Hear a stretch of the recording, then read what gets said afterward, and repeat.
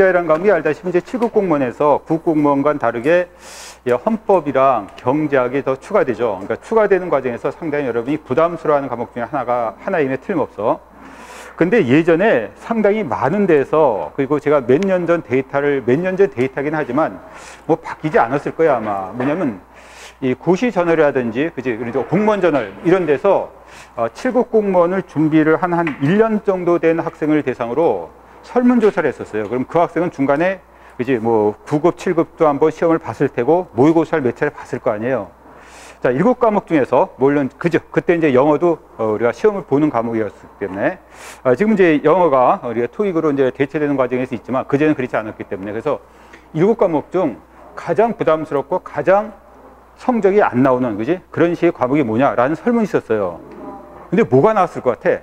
가장 성적이 안 나온 거, 그지? 1년 동안 준비한 7급 공무원 대상을 학생으로 가장 안 나오는 거, 그리고 가장 잘 나오는 게 뭐냐? 근데 의외로 그지 가장 안 나오는 과목이 뭐냐? 여러분이 굉장히 많은 오랫동안 공부했던 것들, 그게 뭐야? 그지? 그것이 영어랑 국어야. 그 영어랑 국어가 이렇게 안 나오는데 해도 끝도 없고 교재도 굉장히 두껍고. 자, 반면에 제일 잘 나오는 과목이 뭐냐 그러면 뭘 것 같아요? 물론 이제 경제학 기대는 안 합니다. 경제학 기대는 안 하는데 뭐냐? 의외로 헌법이래, 헌법. 그지? 헌법은 한 6개월만 하면 그지 어느 정도 정상적인 성적 80점 이상을 나올 수 있다는 거야.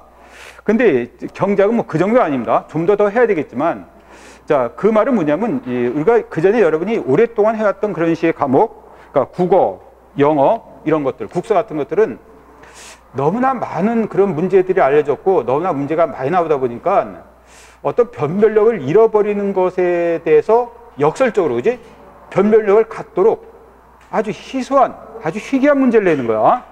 그러니까 전공자도 맞추기 힘들고 전문가도 맞추기 힘든 그런 식의 이제 어떤 국어, 어떤 이제 고문, 뭐 옛날 뭐 국어 이제 대학 교재에서 밑에 주석, 그 정도 수준의 문제. 그리고 물론 이제 변별력을 가지려고 하지만 그건 제가 상당히 많은 수험생이 동시에 하는 얘기가 뭐냐면 그건 변별력이 아니라 운이죠, 운. 그지? 누가 잘 찍느냐고. 그렇게 변별력을 가지고 낸 문제는 거의 다 모르는 문제야. 전문가 아니면 강사도 모르고 교수도 모르는 문제를 내봤자 무슨 일이 있습니까? 누가 잘 찍느냐? 그래야지만 점수가 어느 정도 조정이 돼서, 그렇지 않으면 모두 다 100점 맞기 때문에. 자, 그런 식으로 우리가 문제가 나오는 경우가 있는데, 그래서 최소한 다른 과목은 제가, 이제 다른 과목은 제가 안 해봤기 때문에 모르지만, 경제학은 그렇지 않다는 거죠. 이제 물론 한두 문제 정도는 변별력 있는 문제가 있을 수 있어요. 굉장히 어려운 문제가 나올 수 있어. 근데 우리는 그 변별기는 한두 문제를 더 맞추기 위해서는 말대로 경제학을 저는 3년 정도 아니면 경제학 전공을 해야 된다고 봐. 그 정도 한두 문제가 나와.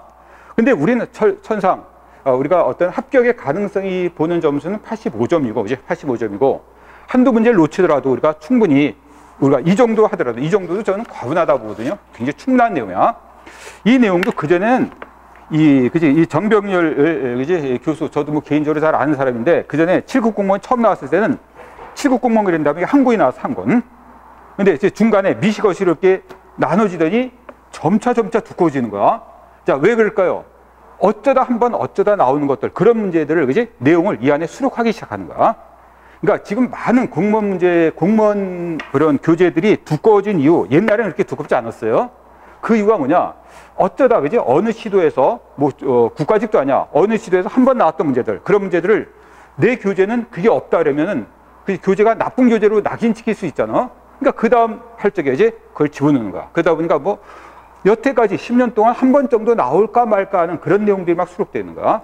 이것도 경제학도 다름이 아니라 그런 것이 없지 않아 있을 거야. 그치? 10년 동안 국가직에서 한 번 나올까 말까 했던 것들 한 번 나왔어. 국가직의 문제는, 그지? 그러면 수록하는 거야. 그 다음에 교재가 없었다는 것이, 그지? 학생들한테 밝혀질까봐 집어넣는 거야. 그건 사후적으로 집어넣는 거지, 그 전에 집어넣는 게 아니잖아. 그럼 의미가 뭐겠어요? 그 다음에 그게 또 나오라는 보장이 없거든요. 자, 그런 식의 과정을 거쳐갖고 이제 굉장히 두꺼워졌습니다. 그래서, 자, 여러분과 이제 제가 이 수업을 여러분이 듣는 이유는 여러 가지가 있겠죠.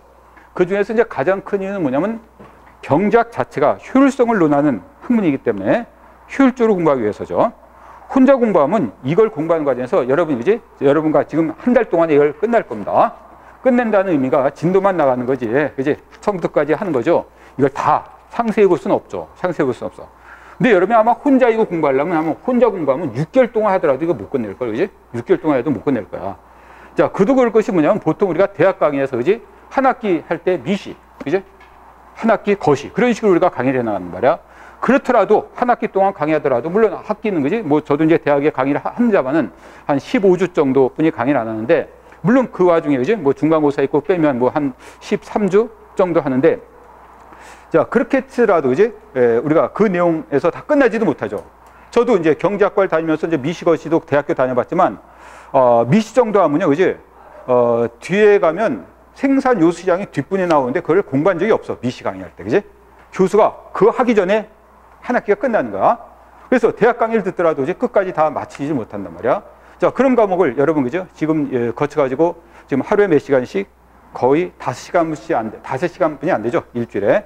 그것도 이제 4주 만에 이걸 마치기 위해서는, 그지? 어떤 가장 효율적으로 공부할 수는 없어. 가장 효율적으로 공부한다는 것은 어쩌다, 그지? 그리고 여태까지 안 나왔던 것들은 교재에서 과감히 빼고, 두 번째, 많이 나온 것들 위주로 강의를 하게 될 것이고, 또 세 번째 뭐냐면, 굉장히 나오더라도 굉장히 수준 높은 그런 식의 문제는 어떤 단계가 있어야 된단 말이야, 그지? 1단계, 2단계, 3단계까지 거쳐야지만 그때에서 이해돼요. 1단계에서 하루아침에 2단계, 3단계를 다 하면서 그거를 이해할 수는 없어요. 그런 문제는 또 뺄 겁니다. 그러다 보니까 사실 2개월 동안에 여러분이 할 수 있는, 실제로 시험 문제에서 커버할 수 있는 문제의 수준은 저는 한 60%, 70%뿐이 안 된다고 봐요. 근데 60%, 70%뿐이 안 되지만, 일단 그것이 이제 기본적인 베이스로 해가지고 나머지 20, 30%가 나오죠. 나머지 20, 30%를 하기 위해서는 사실 6개월의 시간이 더 필요한 거야. 그러니까 2개월 동안에 할 수 있는 내용이 전체 내용의 60%지만 나머지 30%를 더하기 위해서는 6개월이 더 필요한 거죠. 그죠? 그래봤자 90%야. 나머지 10%를 하기 위해서는, 그지? 그것이 3년이 필요한 거야. 자, 무슨 의미인지 알겠죠? 워낙 범위가 넓고 하다 보니까, 그지? 가장 핵심적인 내용을 2개월 동안 하고, 그 다음에 범위를 점차 넓혀서, 그거는 저랑 시간적 여유가 있고 기회가 된다면, 그지? 저랑 같이 할 수도 있고, 그렇지 않다면, 이제 여러분이 다른 기회를 봐서 다른 강의를 듣는다든가 혼자 공부한다든가. 저 같은 경우는 이번에 뭐 스타디도 했는데, 그지? 스타디 하면서 학생들이 굉장히 많이 늘었다는 얘기를 많이 합니다. 스타디를 한다든가 그런 과정에서, 그지? 바로 이제 채워나갈 겁니다. 자, 그래서 아무튼 이제 이 경제학이라는 내용 자체가 특히 처음 공부하는 사람은 제가 생각하기에 굉장히 어려워요. 그러니까 흔히 말해서 경제학적으로 진입장벽이 굉장히 높아요. 그러니까 이 국어, 영어는, 그지? 여러분 어느 정도 수준이 돼 있잖아요. 그지? 수준이 돼 있죠. 이것이 어떤 이제 100% 수준이라면 6때 시작하는 거야. 중간 수준부터. 영어, 국어는. 그러면서, 그지? 이렇게 해나가는 거죠. 시간적으로 해나가는 거지. 이것도 뭐죠? 90% 이상을 넘기 힘들 겁니다. 근데 경제학은 뭐죠? 거의 6때 시작하는 거죠. 제로부터 시작해. 제로부터 시작하는데 이것이, 그지? 이렇게 가팔러, 그지? 가파르다는 거야. 자, 여기까지. 과연 여기까지가 제가 생각할 때 이것이 한 10점 정도인데, 10점 정도라면 이 국어, 영어 같은 경우는 10점 맞기 위해서 지금 60점이야, 지금. 10점 맞기 위해서, 그지? 한 4개월 정도 필요하다면 경제학은 가파르지만 한 4개월 정도 만에 또 60점, 10점을 맞출 수가 있어요. 자, 매주마다 이제 강의를 끝나면 아마, 그지? 제가 이제 여태까지 요새 나왔던 기출문제 중 쉬운 문제를 아마 이제 일일 학습이다 그래갖고 아마 줄 거예요. 그럼 다음 주 와서 여러분이 그걸 풀어봐야 돼. 일주일에 10문제씩. 뭐 보면은 풀리는 문제가 처음 강의 듣는 사람도 아마 있을 거야. 그러니까 다른 강의는 그런 게 없잖아요. 영어랑 국어는 여태까지 들어왔던 것 같고 아는 것 같고 문제를 푸는 거지 처음 강의 듣고 푸는 게 아니잖아. 근데 경제학은 그렇게 된다는 거야. 그러니까 지금 가파르요. 그러니까 이것은 완마다는 것은 힘이 들든다는 거죠. 이것은 힘든 과정이 있다는 거야. 가파른 과정이 있지만 결국 한 4개월, 5개월, 6개월이면, 그지? 점수가 비슷하게 나올 정도 된다는 거야. 문제 범위가 한정된다는 거죠. 벗어나지 못하고 거의 예측 가능하다는 거야. 그지? 10문제 정도 예측 가능하고 나머지 누가 예측을 잘하고 여러분이 어느 정도 공부를 하냐 거기에 따라 달라집니다.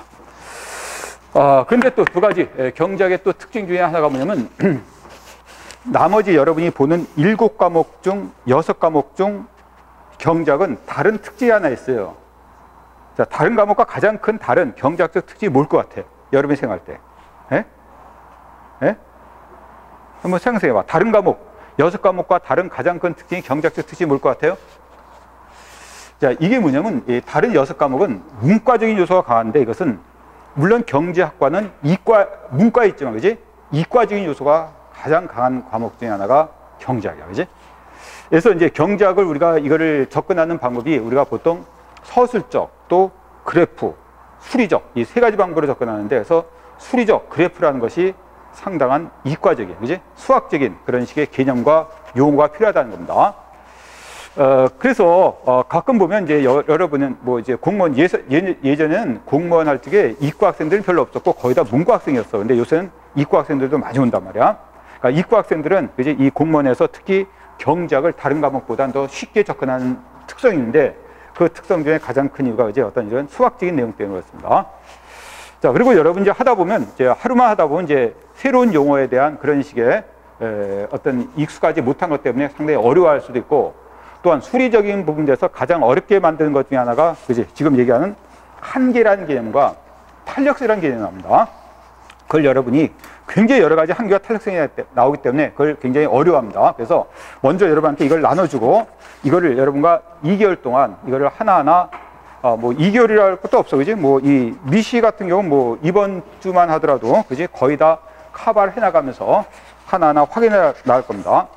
그러니까 우리 교재에 있는 그런 내용들, 이런 것들을 그지 제가 한번 다 모아봤으니까 여러분이 현재 앞으로 매일 강의를 하면서 내가 뭘 배우고 있고, 그지? 이런 것들이 그 전에 뭘 배웠고 앞으로 뭘 배울 것인가, 이런 것들은 일부만 해당되는가, 그지? 가장 많이 나오는 여러분이 혼동하는 내용, 바로 이제 한계라는 개념과 탄력성이라는 개념이야. 그걸 가지고 제가 표를 모아봤어요. 이 동영상을 듣는 학생은 아마 이제 우리가 사이트에 올라가면 그지 이걸 뭐 다운받아서 볼 수 있을 테니까 그렇게 여러분이 활용해 주시고.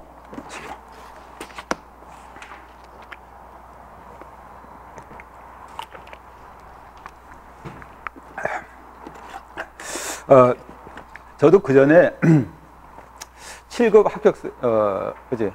지금은 이제 좀 대학에 나가는 바람에 강의를 좀 덜 하는데, 옛날엔 7급 공무원, 그리고 뭐 CPA, 노무사, 그지? 뭐 간평사 이런 거를 전문적으로 경제학 강의를 굉장히 오랫동안 했는데, 그때 보면 이제 거의 다 그 신림동에서 강의할 적에 나이 드신 분이 굉장히 많았어요. 그지?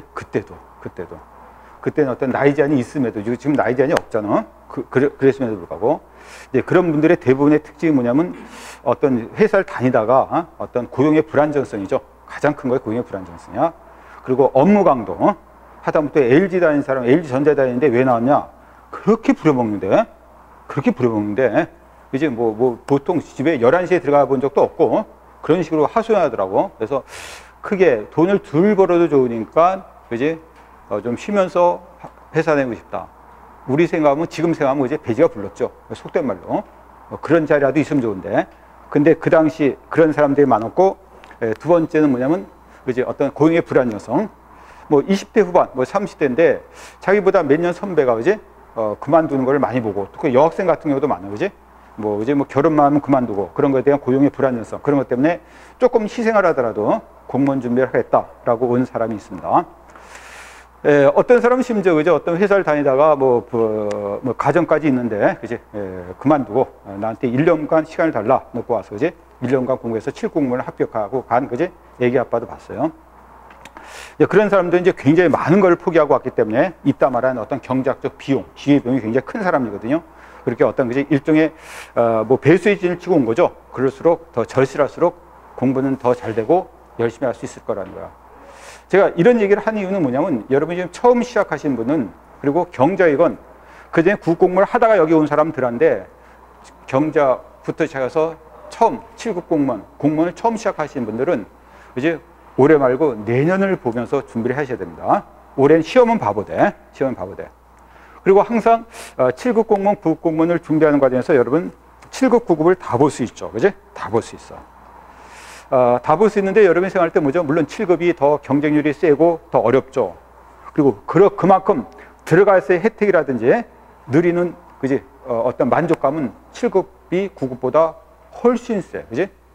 뭐 7급보다 고시가 더 세듯이, 그지? 훨씬 셉니다. 그래서 일부 학생들은, 스터디 하는 학생 중에 하나는 지금 9급을 다니고 있으면서도 7급 준비한다고 7급 경제학 스터디 하러 토요일마다 와서 이제 같이 스터디를 한 적도 있거든. 7급. 그러니까 9급에서 7급 올라갈 때 뭐지 10년 이상 걸린다고 하니까 그지? 그런 걸 뛰어넘기 위해서 7급을 준비한 사람이 9급을 합격하는데도 7급을 준비한 사람이 있어요. 근데 여러분 그죠? 뭐 7급을 준비한다고 뭐 7급만 합격하라는 보장이 없고 우리가 9급도 시험을 보겠죠. 근데 가끔가다 이런 얘기예요, 그지? 9급에 전념하는 게 낫지 않느냐? 물론 장단점이 있을 거야. 그지? 9급에 전념하는 것보다 7급 준비를 한다면요, 이 경작을 하다 보면 어떤 행정학에 굉장히 도움이 되고, 그지? 우리가 법학이라는 과목에서 헌법을 하면, 그지? 어떤 경작, 어떤 이게 헌법, 법에 대한 어떤 마인드, 그런 게 생겨서 행정법에도 굉장히 도움이 된다고 하더라고요, 그지? 그런 식의 도움을 얻었을 땐 굉장히 더 바운다리가 넓어지거든요. 이제 문제를 풀 수 있는 그런 것이 영역이 넓어지기 때문에 대단히 도움이 될 겁니다. 그리고 이제 흔히 말해서 뭐냐면, 여러분이 9급이 쉬울 거고 7급이 어렵다. 이건 일반적인 얘기죠. 누구나 쓴 얘기인데, 제가 거기 신림동에서 강의를 여러 번 해본 그런 경험에 의하면, 그때 이제 4월 달에 9급을 보고 7월 달에 8월 달에 7을 보지 않습니까? 근데 9급을 붙은 학생은 7급을 붙을 수도 떨어질 수 있죠. 그지? 근데 의외로 9급 떨어지고 7급 붙는 사람도 그렇게 많았어. 9급 떨어지고 7급 붙는다니까. 물론 둘 다 붙는 사람도 있지만, 물론 둘 다 떨어지는 사람이 제일 많겠지, 그지? 하지만 의외로 9급은 떨어졌는데 7급 붙는 사람이 그렇게 많았어요. 그 이유가 뭐냐면, 이 9급에서는 한 과목 정도의 흔히 폭탄, 실패하면 붙을 가능성이 전혀 없어요. 그지? 한 과목 정도 폭탄이 나오면, 하나 실패하면. 하지만 7급은 한 과목 정도 그렇더라도 나머지 과목에 만회할 수 있는 과목이 있는데 9급은 없다는 거야. 그래서 특히 이제 가장 좋은 사람은 뭐냐면, 합격하기 가장 좋은 사람은, 저도 그랬습니다. 물을 때 영어 얼마 정도 하냐. 그러니까 9급 같은 경우는 일단 영어가 결정한다고 보여야 돼. 그지? 그 점수는 아래, 그지? 영어는 아예 시작해놓고 시작하는 거야. 그래 놓고 영어는 거의 안 늘어. 시간은 엄청나게 허비하면서 성적이 안 늘죠, 그지? 영어는. 그래서 대신 영어를 어느 정도 해놓고 나온 사람은 영어를 거의 안 해도 되죠. 그럼 나머지에 집중할 수 있잖아. 영어 어느 정도 나오고. 그런 사람들은, 그지? 올해 시작하면 올해 붙어. 그지? 영어가 된 사람은. 그렇지 않은 사람은 올해 시작해서 올해 붙는 학생을 거의 못 봤어. 그 다음에 붙어야 돼. 왜? 영어는 안 할 수도 없고 해야 되는데 시간만 까먹고 성적이 안 늘어. 그런 과목 때문에 그래. 근데 7급 뭐냐? 7급은 한 과목이 그지 이렇게 빵꾸나더라도 붙을 수 있다니까. 물론 약간의 더 시간이 필요하겠지만 1과목이라는 것 때문에 붙을 수 있다는 겁니다. 그래서 반드시 7급이 나중에 합격해서 얻는 혜택에 비해서, 그지?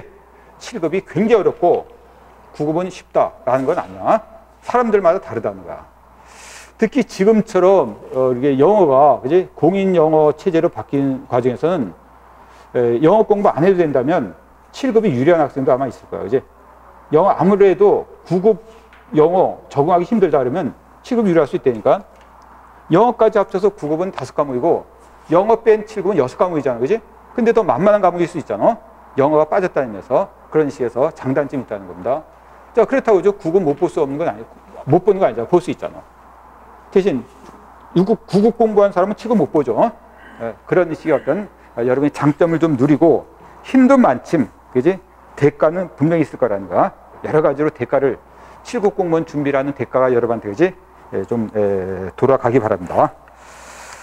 자, 말이 참 길었는데, 자, 그래 놓고 이제 우리가 교재를 봅니다. 자, 교재를 한번 보면 거기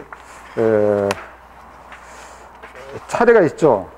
우리가 보통 공부를 할 때는, 그지? 경제학 공부를, 모든 공부할 땐 차례를 좀 유심히 보면서 공부하라. 이런 것들이 공부하는 방법의 철칙이에요. 그래서 심지어 뭐 이 경제학까지 안 그랬지만, 뭐 옛날에 고시 공부하는 사람은 하루 동안에 차례를 외워라. 그지? 그것이 공부 하나의 방법처럼 된 적도 있어. 차례를 외워라. 그러니까 지금 내가 뭘 배우고 앞으로 뭘 나오고 여태까지 뭐 배웠고 이런 것들을 우리가 어떤 그죠? 흐름을 아는 것이 중요하다고 그래 해서 하는 얘기입니다. 근데 보세요. 그래서 차례가 나오죠, 거기에. 제 1부 미시경제학, 2부 거시경제학, 3부 국제경제학. 그 다음에 보세요. 다음에 미시경제학 나온 다음에 경제학적 기초, 수요 공급 이론. 그 중간에 장으로 나눴고, 파트로 나눴고, 그 다음에 개성능력 보세요. 생산자 이론, 그 다음에 시장 이론, 생산 요소 시장, 소득 분배, 공공경제 이론. 자, 내용 자체가 엄청나죠, 그지? 엄청납니다. 굉장히 방대합니다. 자, 제가 이렇게 이제 OT를 하면서 어떤 희망적인 그런 분위기로 경작을 시작하려고 하는데 책을 보면서 그런 희망적인 분위기가 싹 없어져. 너무나 방대하고 어마어마한 그지 어떤 스케일에.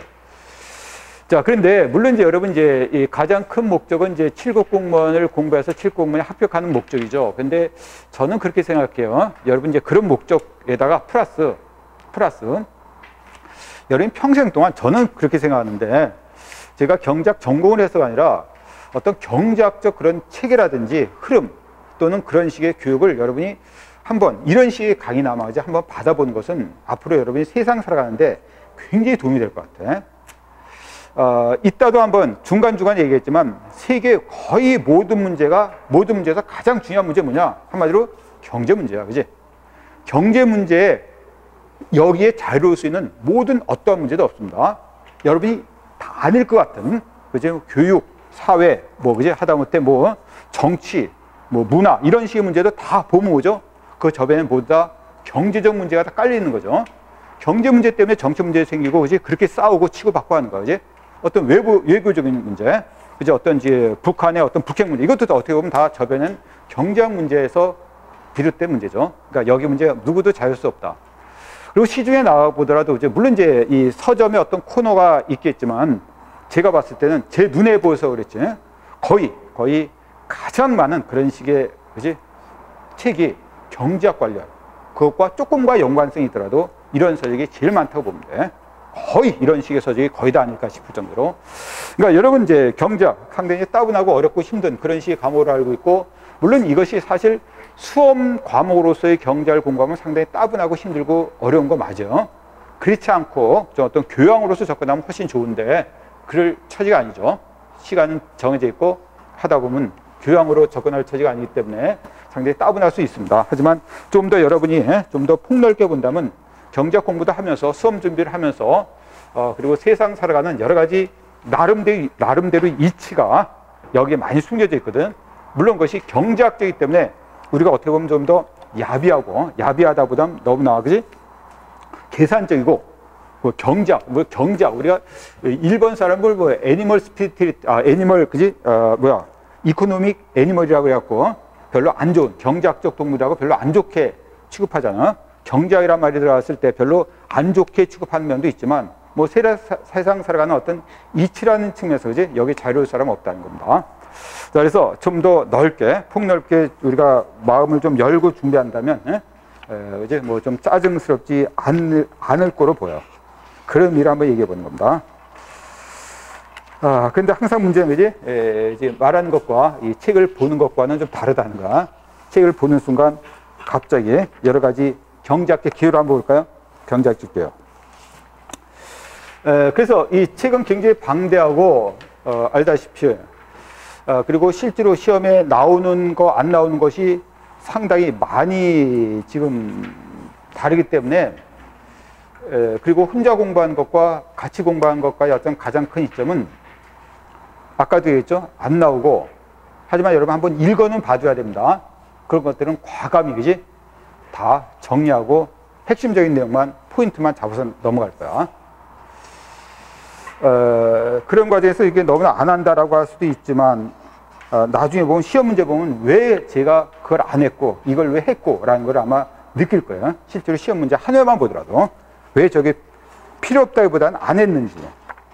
자, 그래서 거기 경제학적 계율을 보면 거기 내용이 상당히 많아요. 그래서 이제 우리는 여기서 맨 처음에 이런 걸 합니다. 자, 웬만하면 저는 이런 얘기예요. 노트 필기를 좀 하라는 겁니다.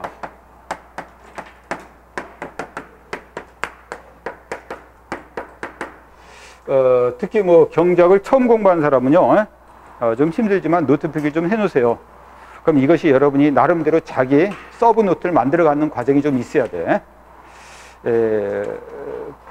한 번 보고 끝날 게 아니고 계속 여러분이 어떤 서브 노트에서 자기만의 노트를 만들어가는 과정이 전 중요하다 보고, 그리고 또 여러분한테 남는 가장 큰 기억은 이제 보고 듣는 것도 있지만 쓰는 과정에서 이제 어떤 집중력이라는 게 있거든요. 그냥 보는 것과는 다르죠. 쓰면서 집중이라는 것도 있기 때문에 그런 측면에서 가장 효율적이지 않을까 생각해요. 그리고 이걸 교재에 대한, 원래 우리 교재의 어떤 제목을 좀 따긴 땁니다만은 순서는 다를 수가 있어요. 그지? 그리고 용어도 바뀔 수가 있고, 맨 처음에 경제에서 어떤 이 희소성의 법칙이라는 게 나오죠. 희소성의 법칙이라는 게 나옵니다. 자, 먼저 경제학적 가장 기본적인 몇 가지 개념을 하고 시작하려고 합니다. 그지? 경제학이란 뭔가?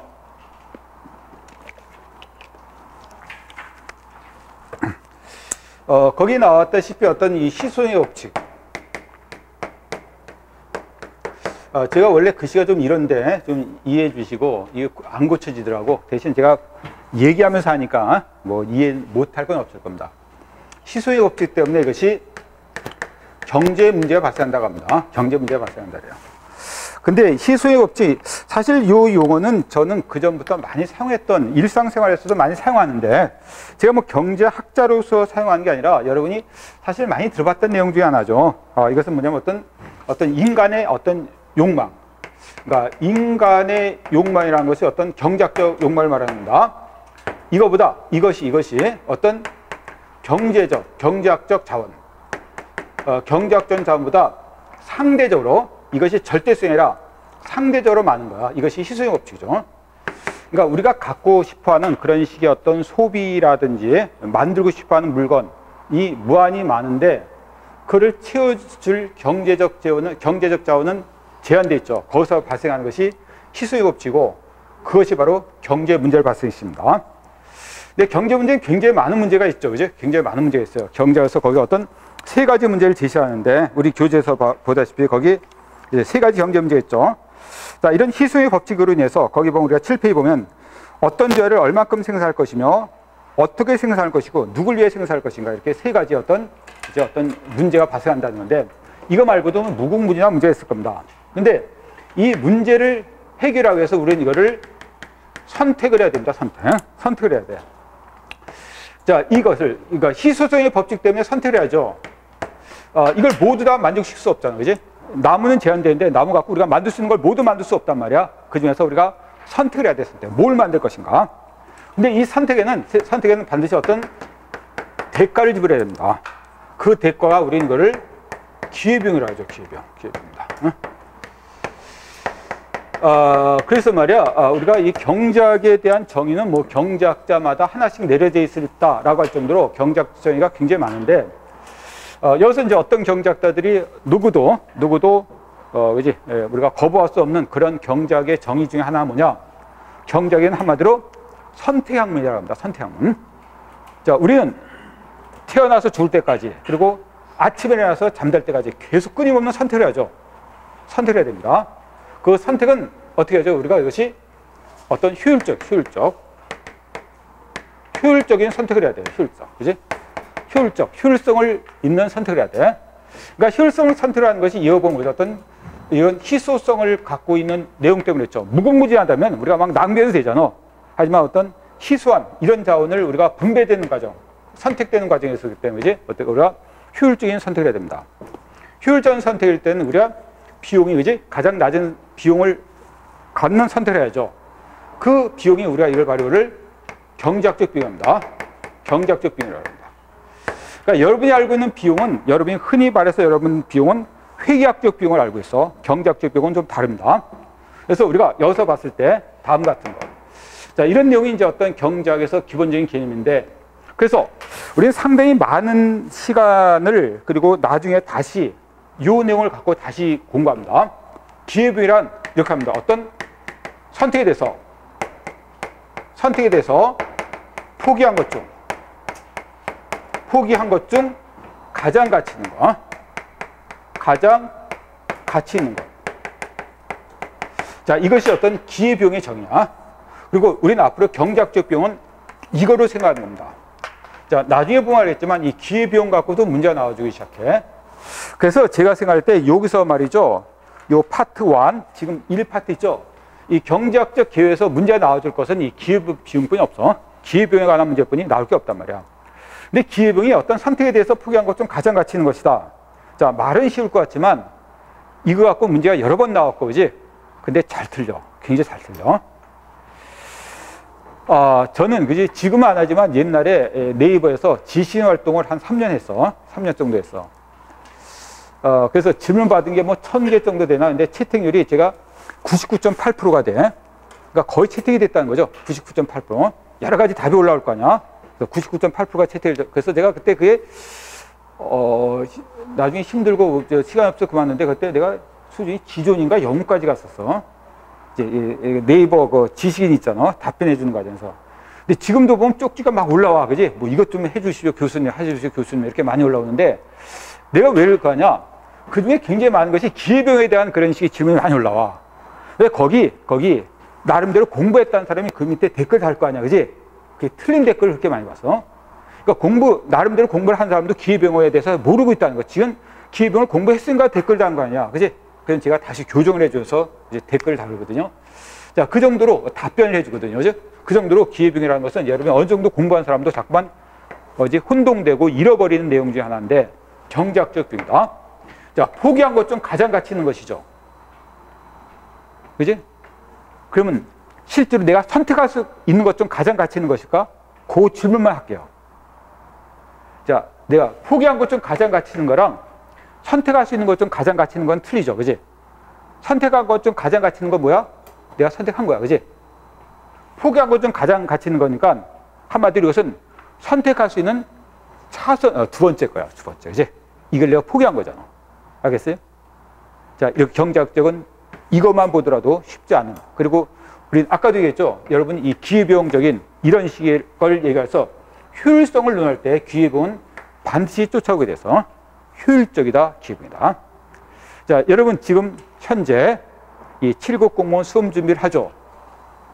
자, 수험 준비를 합니다. 이것도 여러분 일종의 어떤 선택에 대한 거죠. 그럼 선택에 대한 대가가 있을 거 아니야.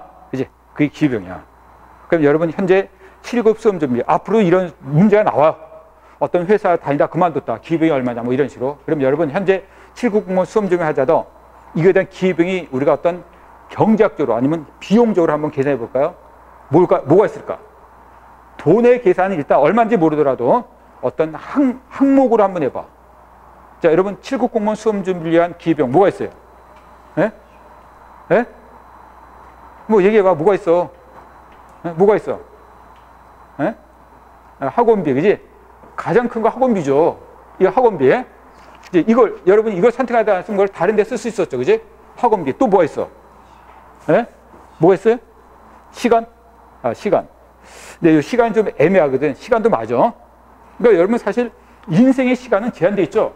우리가 어떤 측에서는 이것도, 그지? 여러분 인생도 제한된 시간, 이 경제적 자원으로 보는 거야. 난 무궁무진하게 살고 싶은데 그렇지 않죠. 그럼 어떻게 합니까, 여러분? 그때 발생한 것도 경제 문제야. 철학적인 문제가 아니라 경제 문제야. 그럼 여러분께서 선택을 해야죠. 그때 우리가 어떤 효율성을 가지고 선택을 해야 될 텐데 그때 비용이 발생한다는 거야. 이제 시간도 선택을, 그지? 시간. 근데 시간이라는 것은 이제 좀 더 우리가 좀 더 확장해서 볼 텐데 또 뭐가 있어? 예? 또 뭐 있어? 학원비뿐이 없어, 비용? 그럼 여러분 좀 적은 사람인데 교재비도 있잖아요. 그지? 교재비. 근데 여기 왔다 갔다 하던 교통비. 근데 어떤 사람은 뭐 점심값, 식사비 이런 얘기인데 사실 여러분, 그지? 뭐 이 시험 준비 7공무원 준비 안 한다고 점심을 안 먹으면, 그지? 그것도 비용이지만 시험 준비 안 해도 점심 먹죠? 그럼 이건 경제학 공부, 7급 공무원 준비를 하기 위한 기회비용은 아니죠. 그지? 무슨 말인지 알겠어요? 이걸 하기 위해서 포기한 건 아니잖아. 이런 거야. 근데 가장 중요한 것이 시간인데 시간이라고 하는 것은 우리가 좀 더 이제 구체적으로 얘기하면 이럽니다. 그 시간에 뭘 했을 것이냐. 그걸 포기하고 왔을 거란 말이야. 그지? 포기하고 왔을 거라는 거지. 그럼 여러분이 집에서 놀다가 그냥 왔다 그러면 그때 포기한 것이 있어요. 뭐죠? 여가라는 거. 집에서 게임을 할 수 있었을 텐데 게임을 할 수 있는 즐거움을 포기했죠. 그지? 그것도 기회비용일 수 있어. 근데 더 중요한 건 뭡니까? 여러분이 최소한 아르바이트는 할 수 있잖아요. 그지? 요새 최저임금대가, 그지? 최저임금이 많이 올랐는데 그 최저임금으로 따지는 그만큼이 기회비용일 수 있어. 이 시간에 이걸 하지 않고, 그지? 우리가 이제 내가 아르바이트 한다면 그걸 포기하고 온 거잖아. 그걸 더해주면 훨씬 더 비용이 높아지죠. 훨씬 높아져. 거기다 아까 어떤 사람은, 그지? 어떤 애기 아빠는 다니던 직장을 그만두고 왔다 그랬잖아. 그지? 1년 동안. 그럼 그것도, 그지? 몇 천만이 될 수 있죠. 7급 공무원 준비를 하기 위한 그 사람은 몇 천만을 포기하고 왔단 말이야. 왜? 더 큰 걸 위해서. 그러니까 사람마다 비용이라는 것이 천태만상이죠. 현재 내가 처한 처지에 따라서 어떤 걸 선택하냐 마느냐. 그때 우린 거기서 모두, 그지? 어떤 경제학적 비용, 기회비용을 고려하고 해야 된다는 거야. 그래서 이게 별거 아닌 것 같지만 상당히 중요한 거지. 경제학적 그런 어떤 마인드를 형성하는데 중요한 개념 중에 하나입니다. 두 번째, 이제 이걸 좀 더 구체화하는 방법 중에 하나가, 우리 교재를 보면 거기에 어떤 경제의 순환 모형이라는 게 있어요. 그지? 경제 순환 모형.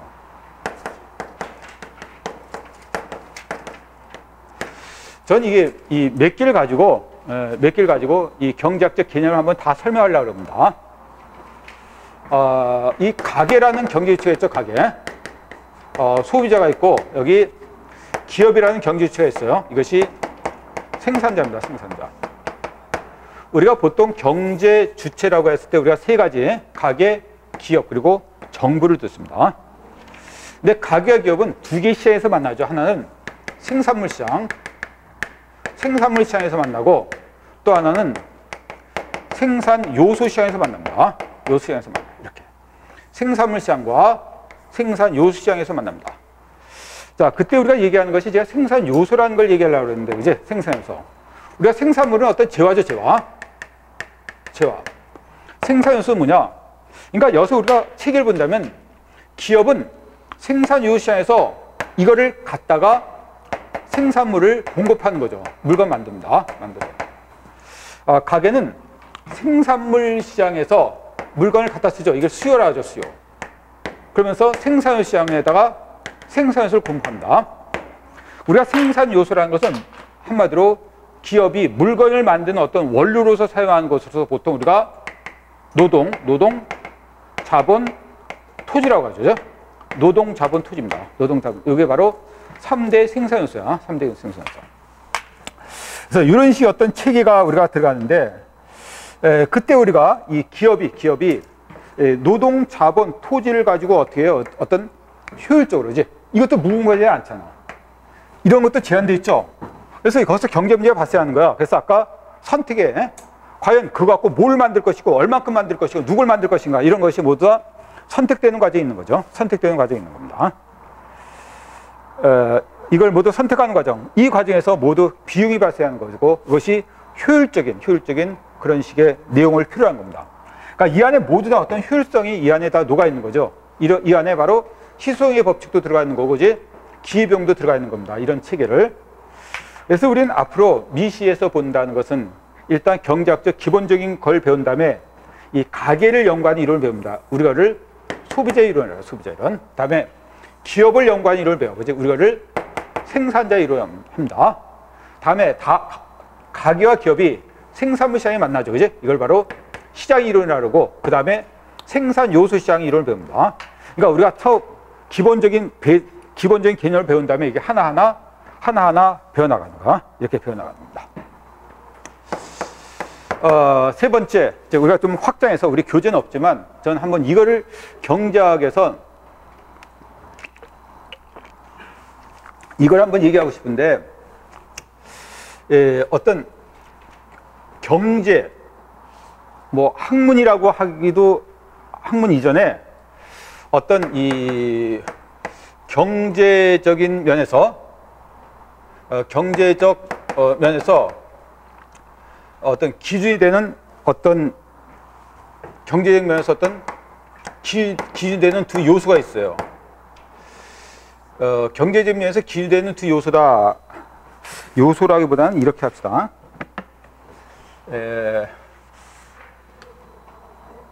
어떤 바람직한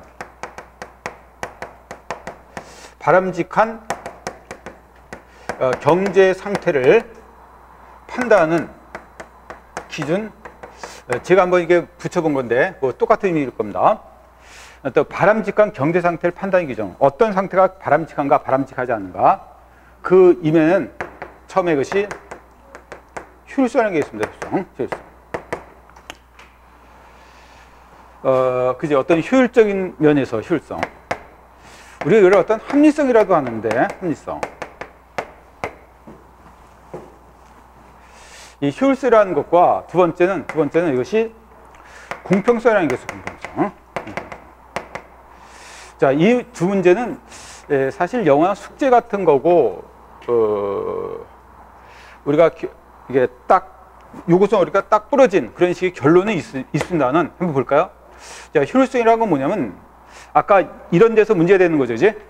이런 문제되는 과정에서 효율주의라는 것은 우리가 이것이 보통 최대 효과의 원칙과 최소 비용의 원칙, 이런 측면에서 우리가 효율성을 논하는 기준이 있습니다. 최대 효과라는 것은 내가 가지고 있는 것 중에서 가장 많은 효과를 내야 돼. 또 이것은 뭐냐면 기존의 목표에 있어. 그 목표를 달성해서 최소 비용의 원칙. 그러니까 이런 것들이 아까 말한 거죠. 어떤 이런 것과 무난하지 않죠. 그지? 이런 것과 무난하지 않잖아. 비용을 가장 줄이는 선택을 한다는 말이 그런 문제야. 최대 효과의 원칙과 최소 비용 원칙. 이런 원칙이 우리가 내재되는 것이 효율성이라고 하는 겁니다. 그러니까 우리는 이걸 다른 말에서 뭐라 하지? 이걸 바로 경제 원칙이죠. 경제 원칙. 그지? 경제 원칙. 그러니까 경제 원칙이라는 것은 최소 비용으로 최대 효과를 얻는 원칙이죠. 이건 경제 원칙입니다. 효율성이라는 것은. 그래서 아까 말했지만 경제학은 계속 가장 효율성 있는 것을 우리가 찾는 그런 과정이 경제라고 보면 돼요. 근데 이건 누구나 인정하는 그지? 어떤 객관적 기준이 있습니다. 이것은 누구나 인정하는 객관적 기준이 있어. 그것이 우리가 배우는 경제학이야. 경제입니다. 근데 공평성은 그렇지 않죠. 그지? 이게 뭐가 공평한가? 이건 어떤 가치 판단의 문제야. 가치 판단의 문제입니다. 이 가치 판단이라는 것은 굉장히 어떤 주관적이죠. 주관적. 그지? 주관적입니다. 뭐가 공평하냐? 그지? 이런 것들은 사람마다 다를 수가 있죠. 그지? 여기 뭐 10명 있다. 귤이 20개 있다. 그거를 공평하게 나눠가는 방법이 뭐야? 2개씩 갖는 방법이야? 그건 한 사람의 생각이고, 뭐 귤을 좋아하는 사람이 있고 싫어하는 사람이 있기 때문에 이제 좋아하는 사람한테는 3개, 싫어하는 사람한테는 하나, 아니면 안 주거나. 또는 이 귤 20개를 얘랑 나랑 둘이 일해서 벌었어. 그게 뭐죠? 우리 둘이 나눠 가는 것도 그것도 공평하다고 볼 수 있죠. 그죠? 그 사람이 버리는 사람한테 나눠주는 게 공평할 수 있단 말이야. 공평하다는 개념은 그지? 경제학에서 학자마다 다르기 때문에 이것은 가치 판단의 문제입니다. 근데 경제학은 이 효율성과 공평성 이 두 가지가 상당히 묘한 관계에 있습니다. 여러분 앞으로 보는 상당히 많은 경제 문제가 자 이제 학문으로서 아니라 그지?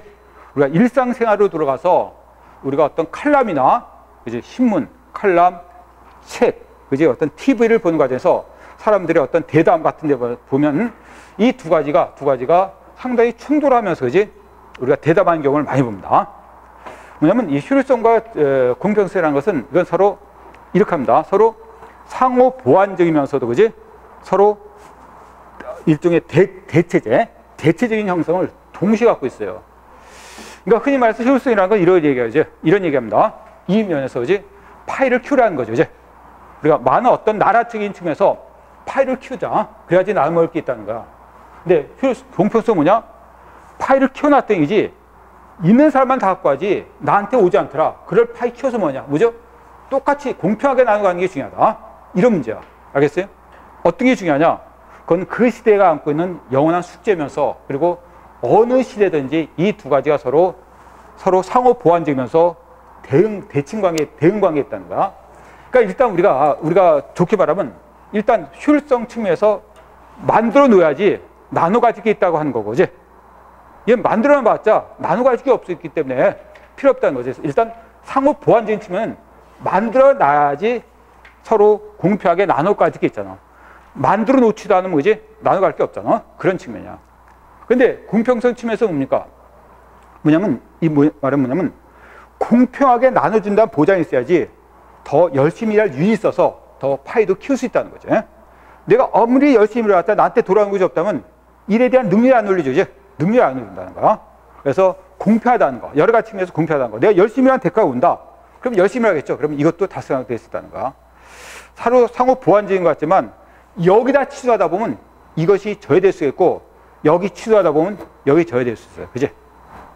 그래서 우리가 이게 극단적으로 가면 어떻게 되죠? 우리가 이건 보통 시장 경제에서 자유로운 시장 경제를 가능케 하는 그런 식의 기준이 되고 이것은 공평한 분배를 가능케 하는 기준이 되는 겁니다. 그래서 우리가 흔히 말해서 더 하면 뭐가 되죠? 이것이 우파, 좌파도 나와주고 어떠한 경제 체제를 불문하고 거의 모든 정치 체제도 이 두 가지 측면에서 서로 대응하고 싸우면서 국민이 선택하는 과정에서 정권이 바뀌고 새로 그지 만들어지고 하는 거야. 자, 우리가 보이죠, 그지? 이것이. 그러니까 흔히 말해서 어떤 보수적인 측면은 이걸 강조하는 거고, 그래서 대기업 위주의 정책을 해나가잖아.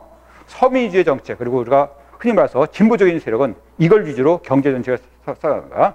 어떤 나라도 이 두 개에서 자유로울 수 없다는 거지. 어떤 미국도 그렇고 영국도 그렇고, 그지?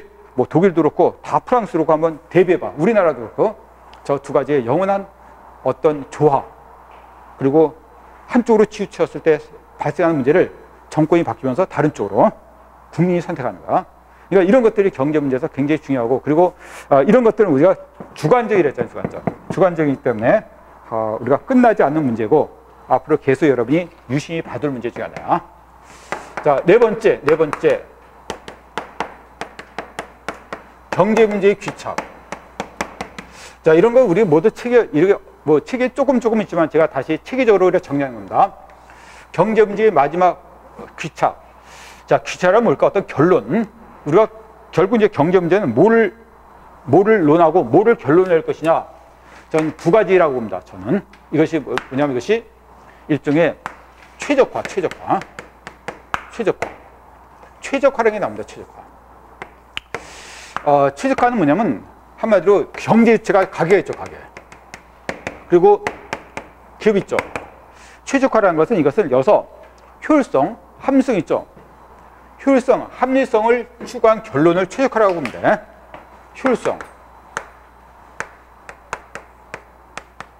효율성을 추구한 결과. 효율성을 추구한. 그러니까 효율성이라는 것은 결국 이거죠. 이것이 이 안에 내포되어 있는 결과가 최적화가 이루어졌다고 보는 겁니다. 효율성은 어떤 과정적인 거지만 이것은 결론적인 거죠. 그럼 가계는 뭐죠? 가계는 효율성을 추구하는 게 뭘까요? 이것이 최대 효과, 최소 비용을 봤을 때 이것은 바로 우리는 효용국도랍니다. 효용국도랍니다. 기업은 뭘까? 기업은 이것은 이용국도야. 근데 중요한 것은 이 효용국도한 결과가 뭐죠? 이것이 수요곡선으로 만들어져요. 수요곡선. 이용국도한 결과가 뭡니까? 이것이 공고곡선을 만들어진다는 거야. 그러니까 사실 수요곡선과 공고곡선 우리가 그냥 이것이 수요곡선이고 공고곡선을 배우지만 뭐라 했어요? 다음 주에 보면 이것이 소비자 이론이 들어가던, 소비자 이론 들어가다 보면 이것이 소비자들의 효용 극대화 갖고 수요곡선을 도출하는 것이 이것이 소비자 이론의 결론이야, 결론. 알겠어요? 효용 극대화를 추구한 결과 소비자가 어떤 수요곡선을 만들거든요. 그것이 바로 결론입니다. 그래서 이것은 한마디로 보죠. 이것은 소비자 이론을 말하는 거고, 이것은 생산자 이론과 시장 이론을 말하는 겁니다. 생산자 이론은 산출량 극대화 또는 비용 극소화를 추구하죠. 요것은 기업은 비용 극소화를 추구합니다.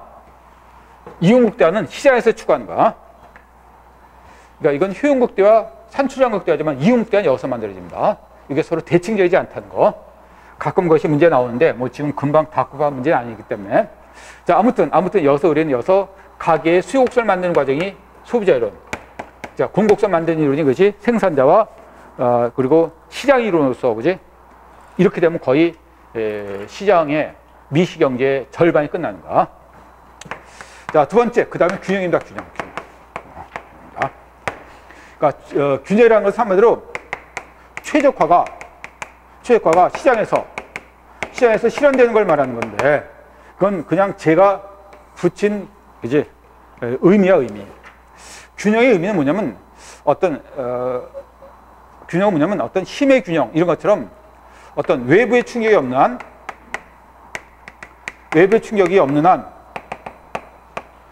제자리에서 없는 한, 제자리에서 머무려는 상태, 이런 것들 우리가 균형이라고 하거든요. 외부의 충격이 없는 한 제자리에서 머무르는 상태죠. 이게 균형. 힘의 균형. 상반된 두 힘이 팽팽하게 맞선 상태. 자, 이것이 이제 넓은 힘의 균형이라면 결국 이제 경제에서 균형은 뭘까요? 얘가 효용극대화한 결과죠. 이용극대화한 결과가지 시에서 실현했다 그랬잖아. 그래서 보면 우리가 결국 나중에 이런 그래프를 많이 만들겠지. 자, 가게가 효용극대화한 결과가 뭐죠? 수요곡선이야. 기업이 이용극대화한 결과가 뭐죠? 공곡선이니까 이미 앞으로 보면 알겠지만 여러분 자꾸만 잊어버리는데 수요 곡선이 이미 뭐가 된 거야? 최적화된 겁니다. 소비자가 최적화된 거야. 오늘은 그걸 안 배워. 그지? 수요 곡선은 하지만 최적화 결과를 확인하지 않지만 공곡선 보니까 이미 기업이 최적화된 거야. 그지? 그것을 시장에서 이룬 거죠. 그리 말해서 수요 공급. 뭐 앵무새도 수요 공급하면 경작을 그지 안다는 식으로 우리가 표현하듯이 그 유명한 수요 공급이 이렇게 만들어지는 겁니다. 결국 여기서 균형이 이루어지는 거죠. 우리가 경제학적 균형을 말하는 겁니다. 최적화가 둘 다 동시에 이루어진 상태, 가장 바람직한 상태겠죠. 물론 이 균형이 안정적이냐 불안정적이냐 그건 나중 문제야. 일단 최적화가 이제 시장에서 이룬 상태. 자, 요게 이제 그제 여러분과 뭐 한 20-30분뿐이 안 봤지만 경제학의 전체적인 흐름을 보는 것이고 또한 어떻게 보면 막연하죠. 막연하지, 그지? 여러분 경제학을 지금 배운다고 해서 유심히 보지만 경제학을 배운다고 하지 않으면 뭐 유심히 볼 만한 것도 안 될 정도로 이제 막연한 거야. 자, 이걸 여러분이 한 달 동안 이제 구체화시키는 과정을 여러분 겪을 겁니다. 하나하나 구체화시키죠. 지금 좀 막연한 결을. 그 여러분이 이제 한 달 후에 한번 이걸 한번 다시 한번 쭉 한번 읊조려 봐, 그지? 아, 그러면 제가 왜 이렇게 이걸 강조했는지, 그리고 한 달 동안에 배웠던 내용이 이 안에 함축적으로, 그지? 이렇게 잘 녹아 있다는 것을 아마 나중에 깨달을 겁니다. 왜 이게 중요한지. 그 경제를 좀 공부한 사람은 아, 이런 과정을, 그지? 내가 여태까지 배워왔구나, 그지? 아, 이것도 처음에도 한번, 그리고 끝나고도 한번, 그지? 한번 얘기해 줄 만한 내용이구나. 여러분 한번, 그지? 절실히 느낄 내용일 거야. 두고두고 좀 음미해 보이라 바랍니다. 우리 책에서는 이런 과정이 막 이렇게 뒤죽박죽되어 있죠. 뒤죽박죽되어 있기 때문에 이런 식으로 한번 여러분이 정리해두고 한 달 동안 이걸 구체화시키겠다라고 하는 겁니다. 구체화시켰다. 그러고요, 저는 이제 수업이 이제 지금 어떻게 돼 있냐면 5시간 돼 있잖아요. 5시간 돼 있는데 전 보통 수업을 한 60분씩 5번 아니면 그지? 60분 5번 아니라 60분씩 4번. 그래야지 시간이 맞죠? 근데 조금 더 해 항상. 20분 더 할 겁니다. 여러분이 특히 오늘은 내가 이제 날 잡았어. 날 잡은 것이 뒤에 헌법 교수님이 오늘 안 나오신다고. 에? 그래서 오늘 더 할 겁니다. 오늘 좀 더 빼놓아야지. 제가 여유가 있어서 그래. 여유가 있어서 그래. 그렇지 않은 거지. 제가 한 뭐 2시 한 20분 정도 끝나거든요. 저 점심시간이 좀 없더라도 여러분 양해를 바래요.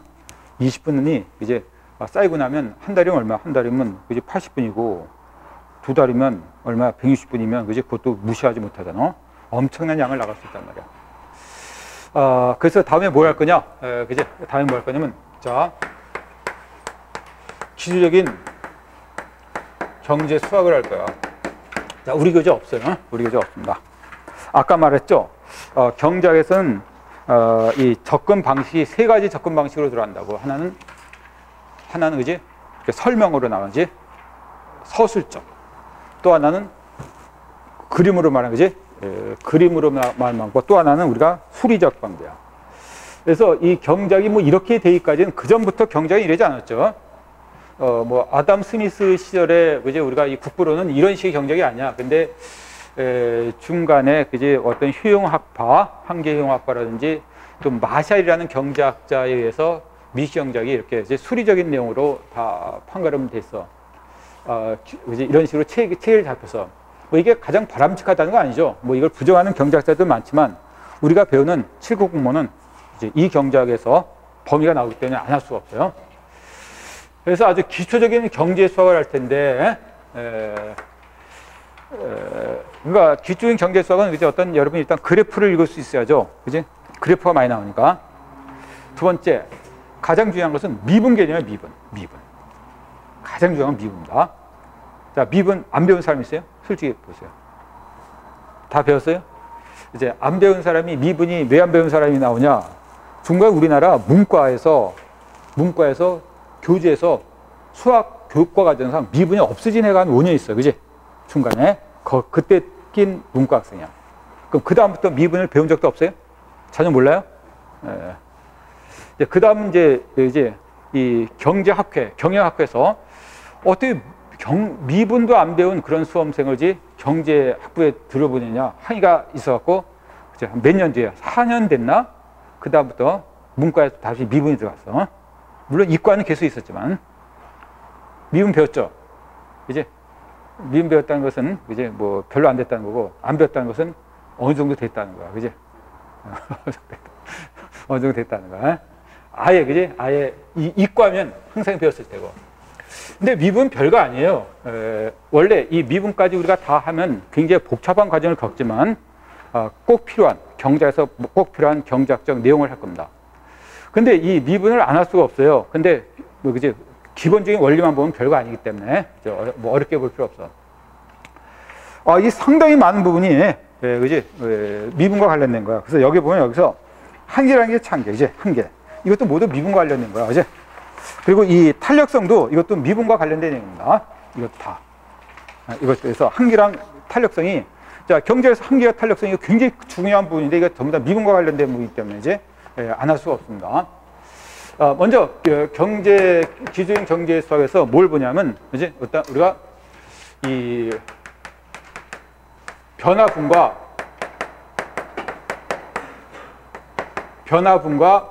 변화율을 좀 봐줄 필요가 있어요. 변화분과 변화율. 일단 우리가 수학적인 용어로 들어갈게요. XY. 자, 변화분과 변화율. 자, 이게 뭐 그전에 배웠던 사람도 한번 이렇게 강의를 들어오면 한번 쭉 정리가 될 것 같거든요. 보통 이런 식이지. 어떤 함수가 있죠. 완전히 수학이에요, 수학. y equal fx가 있습니다. 근데 어떤 별량값이어서 x에서 x1까지 옮겨. 이렇게. 그럼 여기 얼마죠? 여기가 y0에서 y1까지 변하죠. 이렇게 변할 겁니다. 우린 요때, 요 변화분 이걸 바로 델타 x. 요 변화분을 바로 델타 y라고 하죠. 그지? 그죠? 자, 여기서 A점에서 B점까지 옮기는 과정에서 옮겨서. 그래서 이게 변화분이야. 그지? 변화분 얼마? 델타 x. 요게 변화분이야. 델타 y. x의 변화분. x의 변화분. 그래서 변화분과 변화율은 우리가 이렇게 변화분은 그대로 알 수 있죠. 델타 x. 여기서 뺀 거야. 요 차이. 요게 변화분이죠. y 변화분. 근데 변화율이 문제예요. 변화율. 우리가 여기서 특히 이제 변화율이라는 것은 이 변화율을 이렇게 하거든요. x분의 델타 x. 이게 변화율입니다. 변화율. 그러니까 바로 여기서 A에서 B까지 변할 때 변화율이 뭐냐? 여기서부터 A까지 변하죠. 그럼 여기서 x열에서 얼마? 이것이 x1 마이너스 x열이죠. 이게 델타 x잖아. 이게 변화율이야. 우리가 여기다 곱하기 100을 하면서 여기서 퍼센트로 나타내거든요. 그러니까 예를 들어서 이게 20이고 이게 15다. 그럼 어떻게 되죠? 그럼 이건 얼마고? 여기 얼마? 요게 20이고 여기 얼마? 요게 얼마죠? 5죠. 그럼 이게 몇 프로야? 예? 20이 넘으면 몇 프로야? 25%. 예? 4분의 1. 그지? 4분의 1이니까 얼마? 25%죠. 그지? 예. 이렇게 아는 거 나올 때 대답해. 나중에 대답하고 싶어도 대답 못 해. 이제 25%야. 근데 우리 이것은요, 사실 제가 얘기를 안 해서 그랬지, 경제에서 이게 더 잘 나와. 이게 뭐냐면 이것은 성장률, 증가율, 상승률. 이런 용어는 모두 이것과 관련된 거죠. 그지? 근데 별로, 이것은 표로 제가 안 해놓은 것이 저건 그대로 쉽지 않아. 그지? 그리고 이것은 여러분 경제학을 안 배워도 알 수 있는 내용이죠. 그러니까 뭐냐면 경제 성장률, 산출량 증가율, 물가 상승률, 이런 거 관련된 건 모두 여기에 관련된 거야. 노동 증가율, 자본 증가율, 뭐 무궁무진이야, 무궁무진. 무궁무진보단 여기서는 하나치 않지만, 그치? 제가 한 30까지는 될 것 같아. 경제에서 나오는 증가율, 변화율에 관련된 것은 이것은 30까지는 될 것 같아. 단 이 변수가 5만 가지 변수로 다 바뀔 겁니다. 이 변수가 바뀌면서 이 용어도 바뀌겠죠. 그치? 이게 수량이고 물가라면 이것이 물가 상승이 나오는 거고, 그지? 이것이 이제 Y고 P라면 경제 성장이 나오는 거고, 산출량이라면 이것이, 그지? 우리가 이것이 산출량 증가율이 나오는 거고, 소비량 증가율. 그러니까 엄청나게 많은 양이 결국 이거로 표시되는 거고, 단 이 별량만 우리가 막연한 수학적 별량 XY지만 이제 경제학적 별량을 바뀔 겁니다. 경제학적 별량은 아까 뭐 산출량일 수도 있고, 뭐 노동일 수도 있고, 자본일 수도 있고, 그지? 물가일 수도 있고, 하다못해 실업률일 수도 있고, 굉장히 많은 경제학적 별량으로 이제 미시와 거시를 거쳐서 바뀔 거야. 미수 나오고 거시도 나오는, 그지? 가장 많이 나오는 이런 식의 경제학적 양이 변화율이야, 변화율. 앞에가 저 변화 뭡니까? 변화분. 변화분요? 변화분. 요게 변화분이죠, 그지? 변화분요? 네, 변화분. 변화분. 변화분이요. 네, 분. 요게 변화율. 그지? 이것뿐이 이것이 변화율이야. 다음에 뭐냐면, 우리가 고등학교 때 여러분이 미분 배우는 과정에서 배웠던 이겁니다. 이것은 뭐냐면,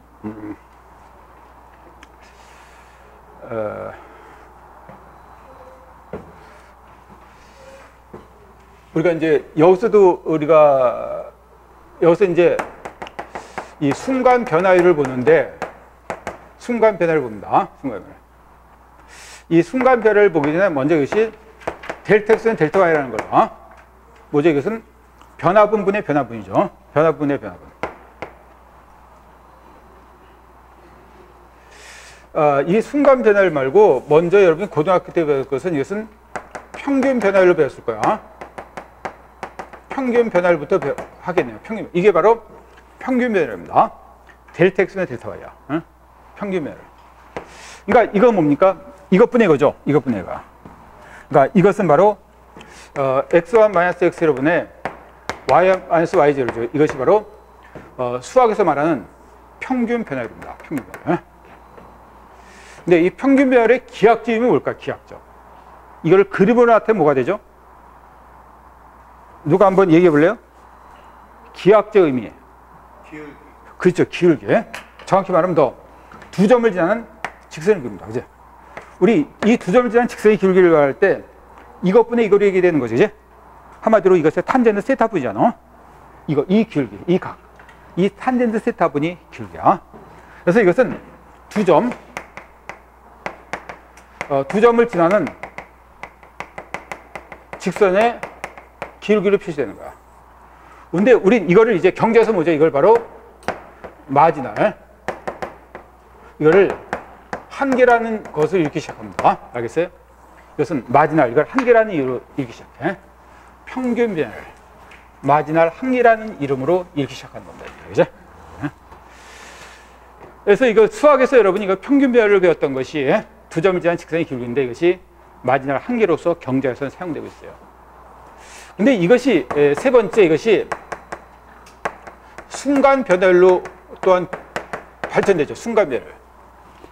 순간 변화율은 여기다 리미트 델타 X가 0으로 갈 때 델타 X분의 델타 Y 이러한 개념으로 갑니다.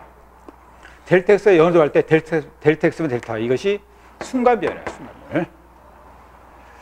변화. 그러니까 이것은 눈에 보이는 이런 식의 델타 X와 델타 X가 이렇게 눈에 보이는 개념이 아니라 요 순간으로 변할 때 요 순간에서의 델타 X 델타 Y 뭐가 될까요? 그러면 여기서 그지? 순간 개념 때문에 이렇게 되죠. 이게 눈에 보이지 않고 순간에 이루어지는 개념이야. 그래서 이건 기하학적 의미가 뭐죠? 뭘까? 이것은 한 점에서의 접선의 기울기입니다. 접선의 기울기.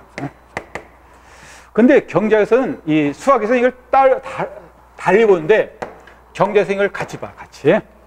이것도 마지날이고 이것도 마지날이야. 한계입니다. 두 가지를 어떻게 구별하냐? 두 점이 주어지면 그지? 그때 한계를 구하려면 이거 갖고 구하는 거고 한 점이 주어지고 이걸 구하려면 그지? 이걸 갖고 구하는 거야. 근데 우리가 간단히 뭐지? 이걸 바로 dx dy 그지? 라고 표시하면서 이걸 바로 미분계수라고 우리가 미분. 이게 굉장히 잘게 나는 거잖아. 미분하는 거죠. 잘게 나는 때 이걸 미분계수라고도 있습니다. 그래서 미분의 개념이 나오기 시작해. 물론 중간에 어떤 도함수의 정의 이런 것들 우리가 수학에서 있는데 경제에서 뭐 그런 것들이 필요 없고 이렇게 보는 거죠. 이렇게. 그래서 우리는 이 경제에서 사용되는 이 한계가 모두 다 어떤 순간 변화율과 미분계수와 관련이 있다는 걸 알아두면 돼. 이것은 접선의 기울기를 구하는 거다. 네 번째, 여기에 따른 미분법이 나옵니다. 미분법은 한마디로 그지? 미분계수를 구하는 법이고 또 한마디로 말하면 접선의 기울기를 구하는 방법이죠. 미분법, 접선의 기울기를 구하는 방법이죠.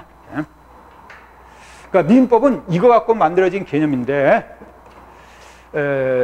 여러분 어떤 기울기라는 측면에서 봤을 때 한번 볼래요? 여러분이 수학을 논 지 오래돼서 어떨지 모르겠네. 자, 이 각도가 45도인 이익선의 기울기는 뭐라고 하죠? 길이가 얼마야? 이게 생각보다 사태가 심각하네. 이거 길이가 얼마예요? 예? 학생 문과 이과야. 문과 이과고 지금 하나 중요한 게 아니야. 그지? 문과면 어떻고 이과는 어때? 여기서는. 자, 45도 올 때 길이가 얼마야? 예, 그치? A인데 여기 45도를 해놨잖아. 그럼 길이가 얼마죠? 아, 이걸 모르는구나. 이 길기는요, 이것은 x가 이루는 탄젠트 세타라는 수학적인 정의가 있어. 그지? 더 어렵게 만들죠? 탄젠트 45도가 얼마야? 1 맞아? 예? 그지? 어때? 이걸 여러분이 어려워하고 불안해하는 것 같은데, 그러면, 이제, 한마디로 여기가 뭐죠? 여기가 1 갈 때, 여기가 1 갔다는 거 아니야? 그지? 예? 45도니까. 요 길이가 같다는 거 아니야? 그래서 이게 길이가 1이 돼. 그럼 이게, 여기 60도가 되면 어떻게 되죠? 예? 내가 너무 어려운 걸 물어보고 있네.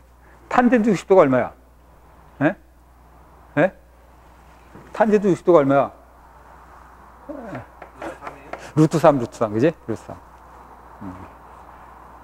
이제 갑자기 이걸 더 해야 되나 말아야 되는가, 그지? 고민하게 만들어, 지금. 좋아요. 그러니까 이렇게. 여기가 135도. 얘가 거꾸로 45도 되면 이 길이가 얼마죠? 예? 길이가 얼마야? 예? 마이너스죠. 마이너스 1이지. 예? 마이너스. 그지? 점점 심각해지는데, 분위기가. 그러면 이거 수평이면 길이가 뭐죠? 수평이면? 예? 길이가 얼마야? 예? 0이죠, 0. 그지? 이거 이 축과 이루는 각이 없잖아. 그죠? 그럼 이렇게 되면 이제 플러스인데 이쪽으로 가면 갈수록 급경사가 되면 길이가 어떻게 되는 거고? 커지는 거고. 예? 이쪽으로 가면 길이가 점점 작아지는 거고. 이쪽으로 가면 이건 길이가 뭐죠? 음수죠. 얘도 마이너스 3이면 이렇게 되겠죠. 그지? 마이너스 2분의 1이면 이렇게 되겠죠. 알겠어요? 절대값이 가면 갈수록 더 급경사 되는 거야. 그래서 길이의 절대값이 크면 직선 뭐가 된다? 급경사 된다. 이런 문장이 많이 나올 거야. 그지? 길이가 크면 급경사 된다. 값이 커진다.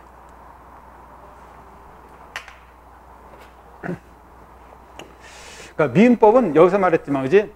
미분계수를 구하는 법이자 접선의 길이를 구하는 법이라니까. 그래서 우리는 처음에 y = a다. 이 y = a라는 것은 어떤 직선이죠? 이거죠, 이거. y = a. 그지? 이게 a면 이게 우리가 상수함수라 상수잖아. 그러니까 x가 관계없이 모두 0이죠. 그럼 이걸 미분하면 뭐가 된다? 네? 0. 그지? 아까 접선의 길이를 구하는 방법이었잖아. 두 번째, y = ax. 이걸 미분하면 뭐가 된다? 네? 원래는 여기다 집어넣어서 이 공식을 만들면 되는데, 미분하면 뭐가 된다? 얼마? a가 되는 거지. 자, 가장 일반적인 거, y = xn승. 자, 이게 가장 일반적인 겁니다. 이것은 항상 나오죠. 항상 나오죠. 가장 일반적인 거. 이것도 모두 여기에 포함된 거야. 이걸 미분하면 뭐가 된다? 이것이, 그지? n이 앞으로 가고, 자, x의 n-1승이 됩니다. 이건 원래 중간에 이것에 대한 도함수 정의가 있는데, 그거를 집어넣고 극한이라는 개념이 들어가면 이렇게 나와. 이게 가장 일반적인, 그지? 미분법이 되는 거야. 물론 이제 네 번째, 미분법에서 다음과 같이 fx 플러스 마이너스 gx는 미분하면 앞에 건 미분하고 뒤에 걸 미분한다. 이런 뜻이 들어가 있는 거야. 미분하면 그지? 앞에 건 미분하고 뒤에 것도 미분해서 들어간다. 이런 개념이 들어가는 거야. 그죠? 물론 이런 것들은 여러분이 제가 설명하지 않더라도 의뢰 그렇게 계산해. 그지? 원래 이런 정의 때문에 생각하는 건데, 이런 정의가 있어야지 적용되는 건데, 이런 정의도 모르고서도 잘 해. 그럼 여러분 한번 이런 걸 한번 생각해 보자는 거죠. y = x제곱 플러스 1이다. 여러분 이 그래프를 그릴 수 있습니까? 그래서 이 반은 수학적인 개념이라니까, 한번 제가 이제 10초 해줄 테니까 이 평면에 이 그래프 그려봐. y = x제곱 플러스 1. 이거 중학교 과정의 중학교지. 중학교야, 중학교. 자, 어떻게 그렸어? 자, 그려봐. 그지? 여러분 앉아서 어떻게 하고 있으면 돼? 이렇게 하고 있으면 돼. 그지? 그럼 제가 그리는 거야. 어떻게 돼? 이렇게 되겠죠? 에? 여기가 얼마야? 1. 이렇게 그렸어? 이렇게 그리려고 그랬지, 그지? 그리려고 그랬어. 자, y 이퀄 x제곱 플러스 1. 이거 한번 미분해 볼래요? 미분? 미분의 의미가 뭔지를 한번 보려고 이걸 미분해 보세요. 그럼 미분하면 일단 요거랑 요거기 때문에 네? 요 법칙이 들어가는 거고, 자, 요거 하나는 요 법칙이 들어가는 거죠. 자, 요 법칙이 들어가면 뭐가 돼? 요걸 요 법칙이 들어가면 얼마 돼? 얼마? 2x. 2가 앞으로 가고 여기다 1이 빠진다는 거지. 다음에 이 상수를 미분하면 뭐가 되죠? 얼마? 0. 이게 되죠. 이게 뭐냐? 이게 바로 미분법으로서 접선의 기울기를 구하는 법이니까. 그 말은 뭐냐면 여다 x에다 이거 우리가 이걸 f'x라고 하는데 여다 f'2를 집으면 뭐냐? 자, 여기 2를 집으면 결과 뭐죠? 2를 집으면 결과 얼마? 2죠. 그럼 2는 무슨 뜻이냐? 얘가 1이면 이게 뭐가 되죠? 얘가 2가 되지. 에? 그죠? 요 점에서 큰 직선의 기울기가 뭐라는 거야? 이것이 2라는 거야. 그럼 요 점에서 큰 직선의 기울기가 2라는 것은 여기가 1이고 2이기 때문에 원점이라는 이런 직선이 되겠죠. 그지? 이런 의미가 있는 겁니다. 알겠어요? 여기다 2를 집으면 뭐가 돼? 2. 4. 그럼 여기가 2를 집으면 요 기울기가 얼마? 4가 된다는 거죠. 훨씬 더 급경사 됐잖아. 그럼 여기다 0을 집으면 얼마 돼? 0. 0. 그럼 0을 집으면 요 점의 접선의 기울기가 이거랑 평행하다는 의미야. 그지? 0이기 때문에.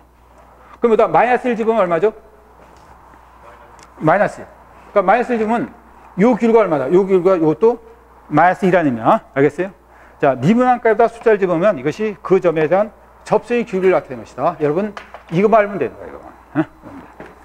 근데 사실은 이것이, 이 n이라는 것이, 이것이, 앞으로 보면 이것은 유리수법이에요. 유리수법이까지 확정이 돼요. 유리수라는 것은, 이것은 자연수죠. 유리수라는 것은 음수도 되고, 분수도 된단 말이야, 분수. 그래서 제일 많이 나오는 것은 뭐냐면, 예? y 이퀄 루트 x의 루트 x. 이게 제일 많이 나옵니다.